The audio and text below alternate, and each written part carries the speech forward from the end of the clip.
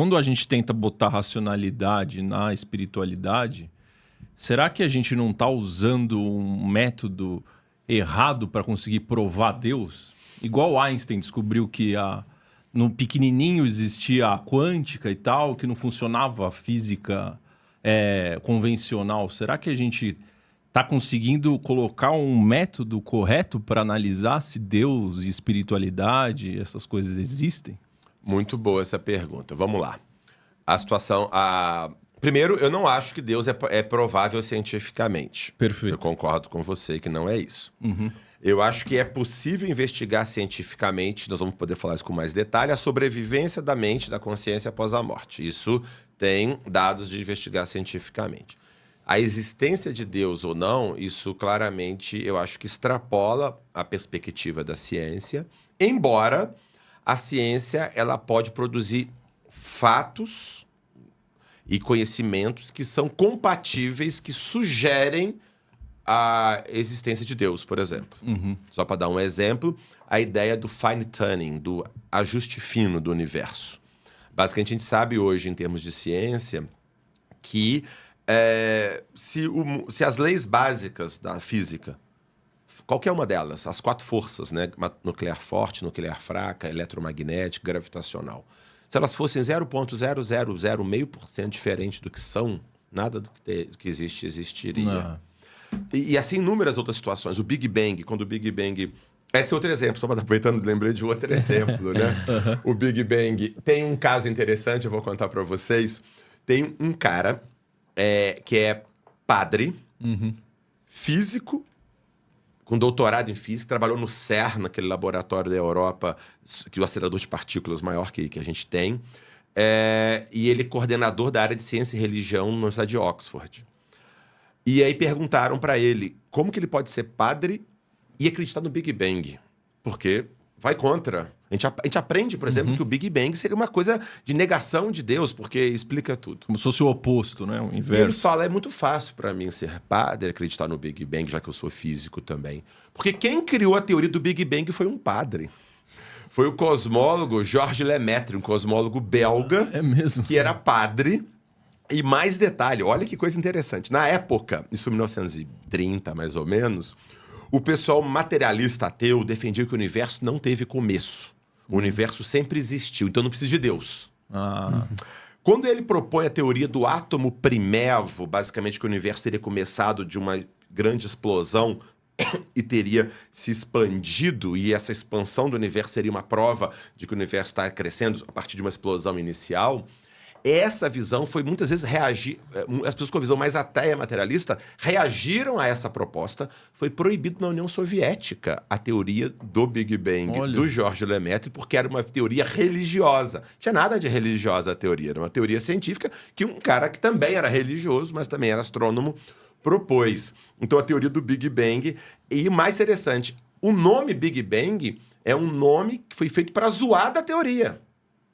A teoria era átomo primevo. É um Big Bang, uma Big explosão, coisa ridícula, entendeu? Assim, então, só pra gente poder ver como que a gente aprende uma coisa como se fosse anti-espiritual. Na realidade, ela foi nada contra a perspectiva espiritual. Agora eu me perdi onde eu estava. Você estava falando... Eu até anotei aqui. Você estava falando que se o Big Bang, que foi uma explosão, ele tivesse acontecido... o ajuste fino, isso. O ajuste fino. Isso, pois desculpa. Vamos lá. Eu fiz a digressão aqui e tal. Então, falando assim, então se o Big Bang, quando ele faz aquela explosão, o Big Bang, se a explosão fosse 0,05% mais rápida, a matéria ia expandir tão rápido que ela não ia se condensar em átomos. Ia ficar rarefeita a matéria espalhada. Aí não ia criar o universo. Não ia criar o universo. Se ela fosse um pouquinho mais devagar, o universo ia expandir, a gravidade ia puxar de volta e ia voltar de novo. Então, ele cresceu, como se diz em inglês, just right, né? Assim, foi na medida exata. E há inúmeras situações coincidentes desse sentido. Então, a ideia do ajuste fino, quer dizer, é como se fosse extremamente como se tivesse alguém fazendo um ajuste fino de todas essas variáveis para isso dar certo, né? Então, esse é um exemplo de achados que a ciência pode ter que são compatíveis com a ideia de Deus, mas que não provam a ideia de Deus. tá? Então, voltando. A pergunta eu acho corretíssima. A ciência não é o único modo de buscar conhecimento. É um modo muito importante, principalmente para conhecer o nosso mundo material, como a gente está. Mas há outros modos de buscar conhecimento. Nós temos o conhecimento da razão mesmo, de raciocinar e refletir sobre coisas. Existe o conhecimento estético. Você aprende coisas vendo lendo uma obra de arte, ouvindo uma música. Você aprende coisas da vida que você não tem, que você não consegue captar cientificamente, né? Quando você vê um quadro belíssimo, você vê Noite Estrelada do Van Gogh, você não pode dizer... a ciência não tem nada sobre dizer sobre o belo do quadro. Ela vai dizer a composição química da tinta. É uma coisa que vai além. Então, sim, resumo. E também eu acho que existe um outro sentido que nós temos, esse sentido de uma percepção dessa dimensão espiritual que nós temos. Vários autores falam isso, Tomás de Aquino, Calvino, chamado de sensus divinitatis. A gente tem um sentido de percepção do divino, do transcendente também, que complementa tudo que a gente tem. O que eu quero dizer, então? Eu acho que a razão, a ciência, a percepção estética, a percepção moral, a percepção espiritual divina que nós temos são janelas que a gente tem para captar uma realidade muito mais profunda. É como se a gente fosse num castelo que tem várias aquelas janelinhas, cada uma apontando para um lado. Se você querer olhar aquela janelinha e achar que o mundo é só o que você vê ali, não vai estar legal. Você precisa de juntar essas várias perspectivas. Agora, o mais interessante é que, no final das contas, essas várias janelas, elas não se anulam, elas se complementam. E aí vai ter uma coisa muito interessante. Um sentido desse, ele pode mostrar uma coisa que o outro sentido não mostra, mas não vai contra. Vou dar um exemplo. Nossos 5 sentidos, tá? Por exemplo, a visão e o tato. Pela visão, eu consigo ver que a borda desse copo é redonda. E pelo tato eu consigo também. Então, o tato e a visão estão concordando na mesma coisa. Tem uma intersecção ali. Os dois percebem a mesma coisa. Por outro lado, que essa caneca é branca, no tato não diz nada sobre isso. Eu posso apertar o quanto eu quiser, eu não consigo achar que a caneca é branca ou de que cor que seja. Mas o fato da caneca ser branca não é anti-tato. Não vai contra o tato, é a tato. O tato não tem nada para dizer sobre isso. Perfeito. Muito bom. Muito bom. Tá certo? E do mesmo modo, pelo tato, eu percebo que a caneca, por exemplo, está gelada. E pela visão, eu não consigo saber se ela está gelada ou se ela está quente. Eu preciso de tocar ela. Estar quente não é antivisão, é a visão. Perfeito. Não tem nada a ver com a visão. Então, acho que essa é a questão. Então, a noção de Deus tem conceitos ligados à ideia de Deus que são compatíveis, às vezes, com a ciência, com a percepção espiritual, com a racionalidade, como eu falei, que os gregos trabalhavam com isso, o ajuste fino. Platão produz argumentos racionais para a existência de Deus. O ajuste fino da ciência são evidências que são compatíveis com a ideia de Deus. Mas talvez a percepção mais profunda vem pelo sensus divinitatis, o sentido divino. Tanto é que toda a humanidade, ao longo de toda a cultura, tem essa noção de uma divindade, etc. E tal, que possa ser essa questão. Então, eu acho que é isso. Entendi. Não, perfeito, porque você mostra que realmente talvez a ciência nunca consiga provar Deus matematicamente. Mas se a gente for um pouco, não querer ser tão, assim, ir tão longe, como que a ciência poderia provar a existência da vida após a morte? Que é o que você trabalha. Tá, mas eu só voltar uma coisa que eu acho que é interessante. A ciência não consegue comprovar que Deus existe. Eu concordo, não consegue comprovar. Mas também, pela ciência, nós não conseguimos comprovar muita coisa que a gente assume. Vocês querem um exemplo? Boa. Quem disse que nós estamos aqui agora em São Paulo conversando? Eu posso estar sonhando ou você pode estar sonhando. Eu não tenho como comprovar que isso aqui está acontecendo. Não tem como comprovar. Não tem. E eu assumo. Mas eu não tenho como comprovar... Isso eu estou falando de coisas da filosofia que é bem aceito. Que vocês existem. Vocês podem ser uma criação da minha mente. A ideia é que existem o problema de outras mentes no mundo. É insolúvel. Eu não consigo comprovar que existem outras mentes no mundo. Vocês podem ser criação da minha própria mente.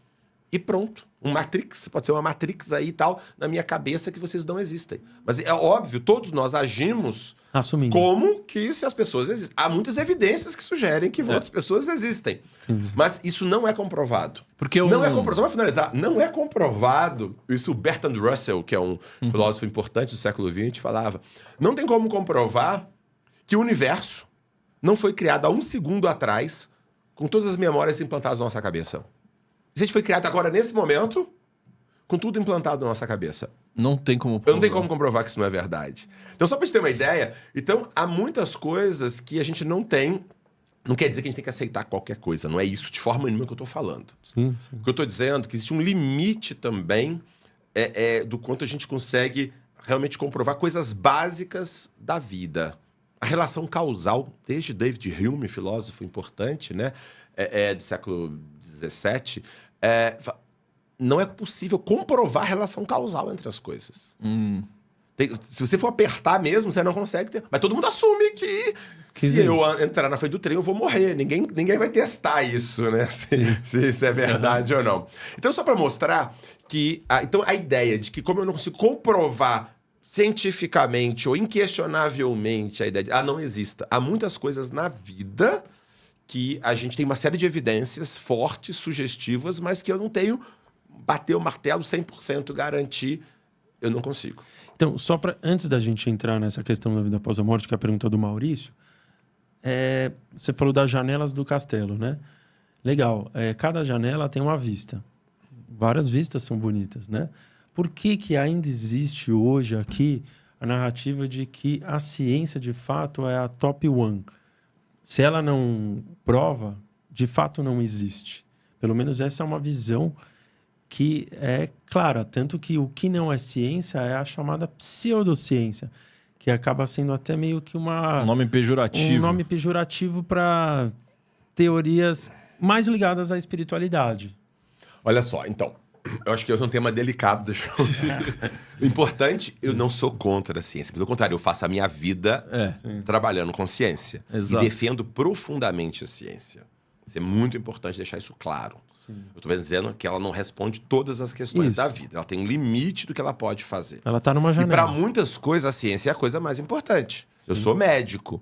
Quando eu preciso saber que tratamento eu vou usar para um paciente, a ciência é fundamental sobre isso. Entendi. Será que tal remédio ajuda ou não? Tal substância que a pessoa está usando é boa ou ruim para a saúde mental, para poder viver mais ou menos? A ciência é fundamental nessas coisas. Entendi. Então, para responder aspectos do mundo material especialmente, e sobre relações de causa e efeito, de impacto de intervenções, a ciência é absolutamente muito importante. E ela também nos ajuda muito em outros aspectos.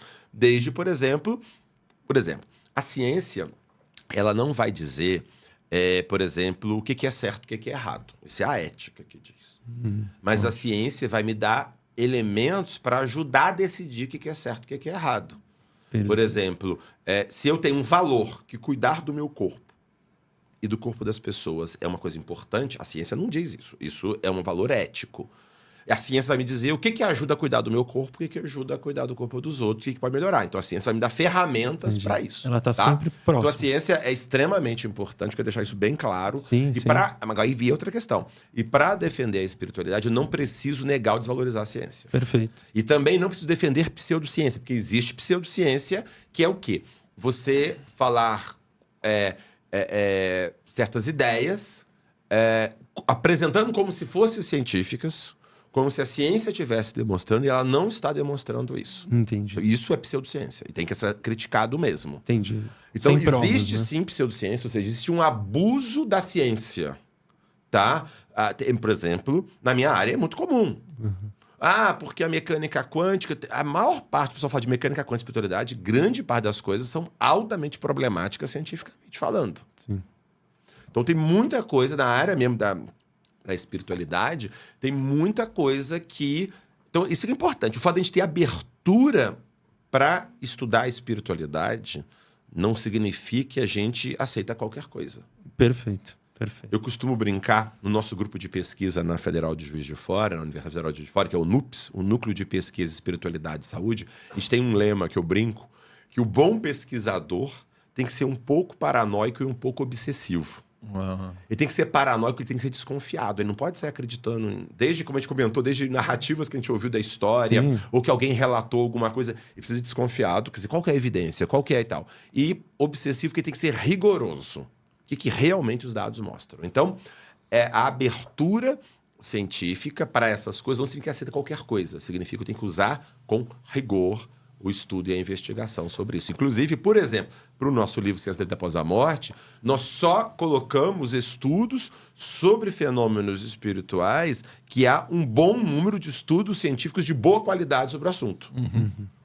Sobre os outros, a gente prefere não falar porque a gente não sabe ainda, não há muitos estudos de boa qualidade ou a gente não tem acesso a esses estudos.